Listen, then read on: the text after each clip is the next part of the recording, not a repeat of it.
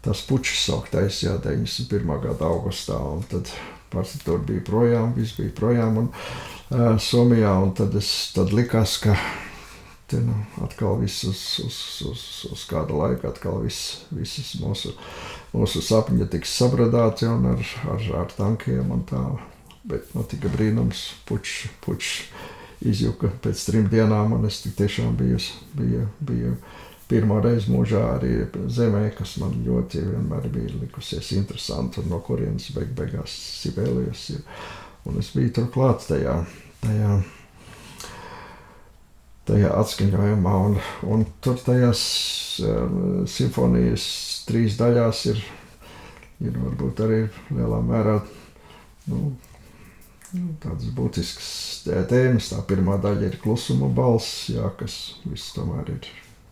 Klusums ir arī tāds Dieva liels brīnums, klusuma balsis. Otrā daļa ir dzīvības balsis, kur ir daudz putnu balsu imitācijas, dabas, un, kas man arī ļoti svarīgi ir mūzikā. Un trešā daļa ir sirdsapziņas balss, bet tā ir vienskaitlī. Klusuma balsis, dzīvības balsis, bet sirdsapziņas balss ir katram viena individuāla personīga, un tur arī viss tas, kas tur bija tikko kā noticis, un kas ar mums ir noticis, un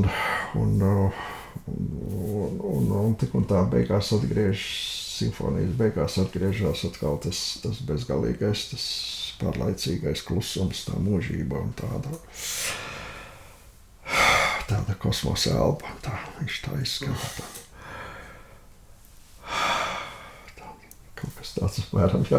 Tā kā tur ir daudz kas iekšā no man tik svarīgās. Un, protams, arī man sieviņotais sastāvs Stīgas, jā, kuras dzied un kuras spēja gavelēt un kuras spēja arī sasniegt tādu garīgu koncentrāciju un tādu milzīgu spriedzi. Tas tur viss tajā simfonijā iekšā ir, jā.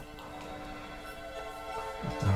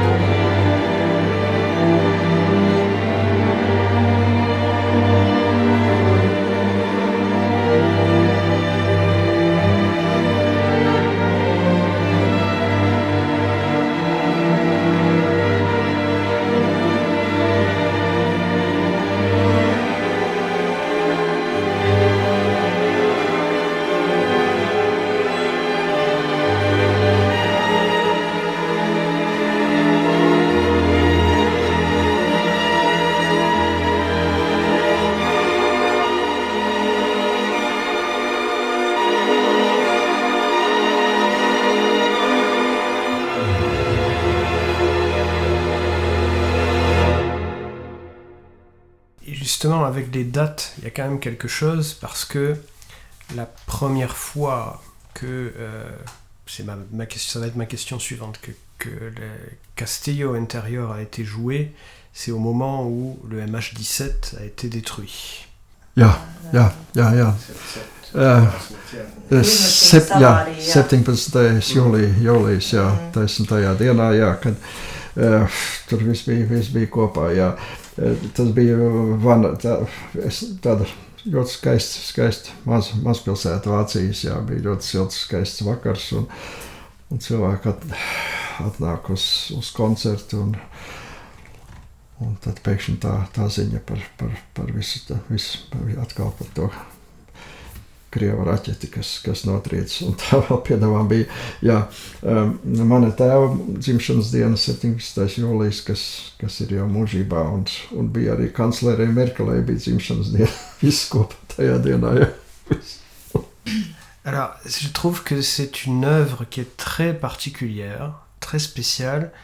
Peut-être que je me trompe, mais on ne peut la comprendre que à la fin. On ne peut la comprendre qu'en la considérant vraiment dans sa totalité. Ce qui vient à l'esprit, évidemment, c'est la référence à Thérèse d'Avila.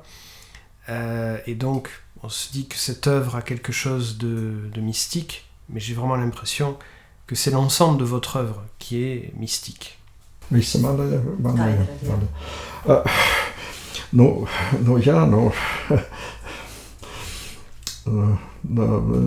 Mūzika spēja pacelt, jā, citā dimensijā, un man tā liekas, ka es tur kādreiz tiešām uzturos, jā, un tad gribu pastāstīt arī manam potenciālam klausītājiem par to, jā, ko es esmu tur sadzirdējis, jā.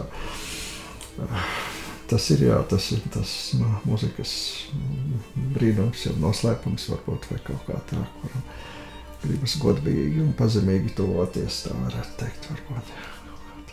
Oui. Alors que le propre d'une expérience, c'est que justement, c'est difficile à partager. Oui.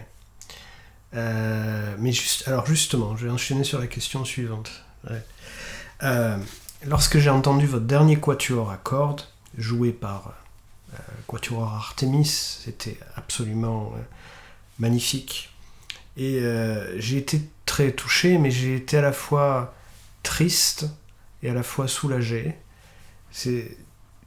J'ai entendu quelqu'un qui avait pensé à sa propre fin, et en écoutant votre musique. Alors vous avez réussi à transmettre votre expérience peut-être parce que mon épouse m'a dit « Ah oui, mais c'est ce qu'il a dit dans une interview à la radio. » Il y a une forme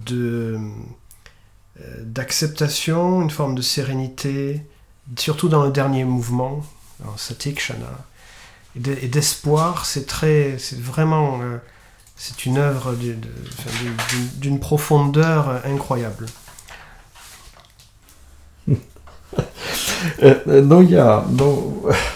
Varētu teikt mazliet tādu, man radīšanas process ir tāds, ka es iepriekš visu neizdomāju, man tas ir viss kopā veidojas koncepcija kopā ar skaņdarbu, un šim sestajam stīgu kvartetam vēl bija tas lūgums no kvarteta, lai tas bija Bethovena 250. dzimšanas diena, jā, 250. dzimšanas diena sakarā, kā ir šajā skaņdarbā kontekstu ar Bethovenu, jā, un rezultātā es daudz rakstot domāju, un kādā veidā es varētu tuvoties šim milzīm mūsu lielajiem. Un es klausījos visus Bethovena stīgu kvartetus un mēģināju kaut kā atrast, un tad tā kompozīcija iznāca tāda faktiski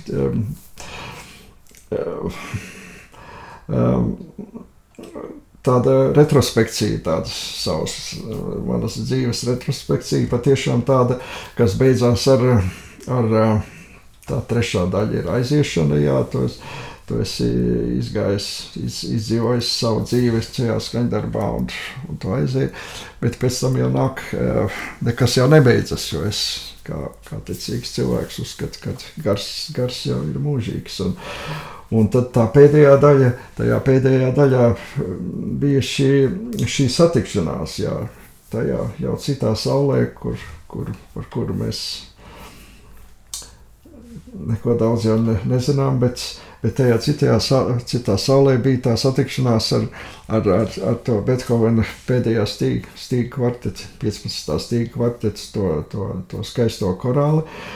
Nu, tur mēs satikamies varbūt citā saulē, tur tas Bethovena kvartets, 15. kvarteta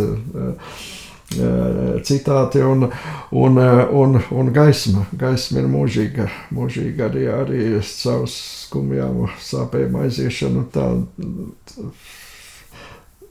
Gars ir nemirstīgs, tas, ko es gribēju teikt.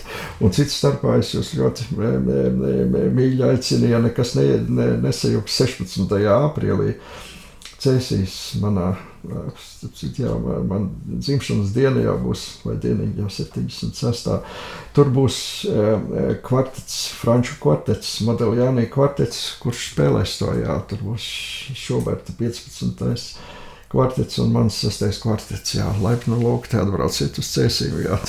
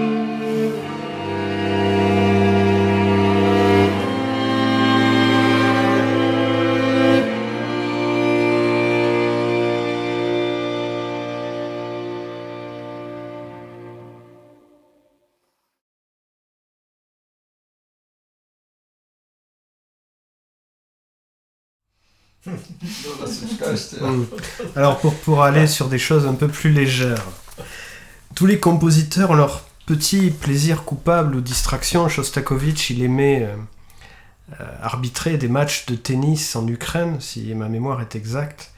Et j'ai entendu des indiscrétions où apparemment vous avez aussi vos rituels et vos habitudes. Et il y a un pianiste qui a expliqué à Rezekne lors d'un concert que il vous arrive même quand vous êtes en voyage dans l'avion de faire vos exercices de gymnastique.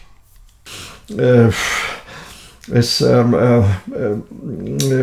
virtuvē māku tikai izvārīt olu un rīsus izvārīt, kad dzintri kaut kur projām un absolūti neko no tā viss nebūtu. Mans dzīvesveids, vai kāds ir abrīnot un priecāties un būt kopā ar dabu, ar manas dzimtenes dabu un vispār visur pasaulē dabu kā tādu un abrīnot to lielo milzīgo radīšanas brīnumu, skatoties uz zvaigznēm, tad, ka viņas var redzēt un šeit uz zemes skatoties arī tos brīnumus, ko un es esmu pateicīgs Dievam, ka radītājiem, ka manī nav tā spēja brīnīties, nav apdzisusi, un viņi joprojām man ir un spēja priecāties par to, ka cik skaisti ir pasaule, kurā mēs dzīvojam. Un jā, daba, es bez dabas nevaru, es nevaru iedomāties dzīvot kaut kādos betonu un cementa džungļos, kaut kur tas ir tāds iekšējs cietums, bet citādāk, jā. Un tāpēc man viss tik ļoti amaciemā patīk, mēs bijām nedēļas nogalē, tur ir tāda liela loga un tos visām pusēm, tepat viņi tā daba ir klāta, un tur redzi, kā sniegs un kā līst lietus, un kā vējš puš, un viss tas pārējais tas ir.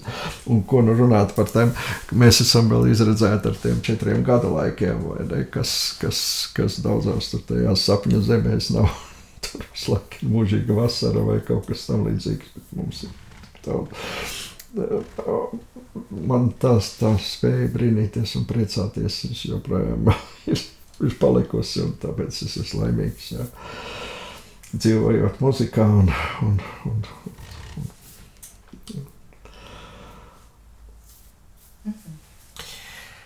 Alors, ce programme, il est aussi à l'attention des lettons qui sont au Canada, aux États-Unis, en Australie, et qui veulent peut-être se reconnecter avec une partie de leur identité. Et c'est une question qui est très difficile, mais comment est-ce que vous définiriez ce que c'est que d'être letton? Kas ir būt latviski, kad... Nu, sāksim ar to, ka būtu tas, kas tu esi, kā saka, un to ir visgrūtāk vārdos izskaidrot. Nu, es to būt latvietim, es to caur savu radošo darbu pastāstu, kā es jūtos, kā es esmu latvietis, un es domāju, ka viens cienījams un godprātīgs sētnieks var teikt to pašu, viņš izdara savu darbu godam, un viņš ir latvietis, kas sakop savu zemi, kas viņam ir dota. Jebkuram, būt latvietim, es gribētu teikt, ka varbūt tā ir arī liela privileģija caur visas to, ka mēs izgājām cauri un nepazaudējām savu valodu un kultūru un neiznīcinājām savu dabu. Mēs esam tagad savā zemē, un būt latvietim ir tas darīt visu, lai šo zemi padarītu par viskaistāko zemi pasaulē. Manuprāt, viņa tāda plaši vienkārši ir, jā. Viņa tāda ir, jā. Dernière question. Quel est votre premier souvenir d'enfance qui est associé à la musique ou au son? Tā nav pirmā, bet vispilgtākā manas bērnības atmiņa, kas ir saistīta ar muziku, ir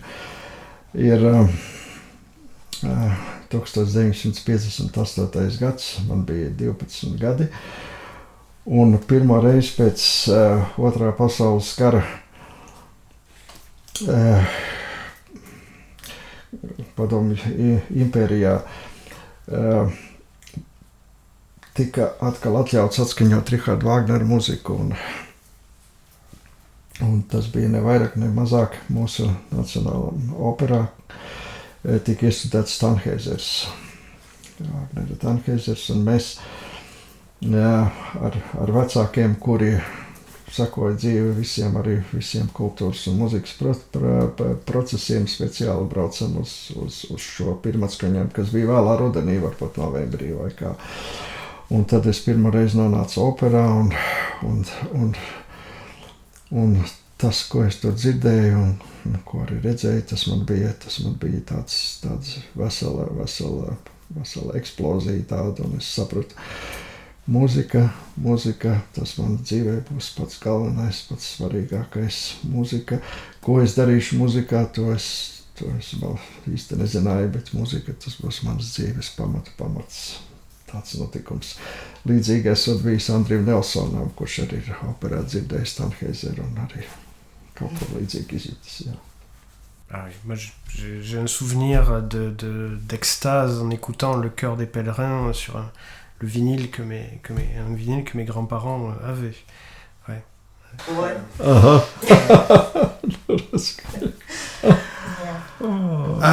Žil, brālis, jā, Pēteris, liels paldies. Si vous avez aimé ce programme, merci de liker, de vous abonner également. C'est une des manières de soutenir cette action ou de partager sur les réseaux sociaux. Et on vous revoit très bientôt parmi nous. Merci.